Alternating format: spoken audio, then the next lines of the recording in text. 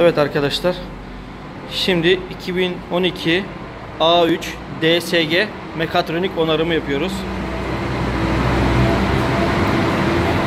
Evet, mekatroniğimiz bu.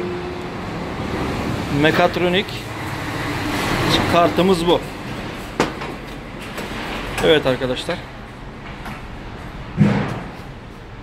Üstündeki yeni karttır.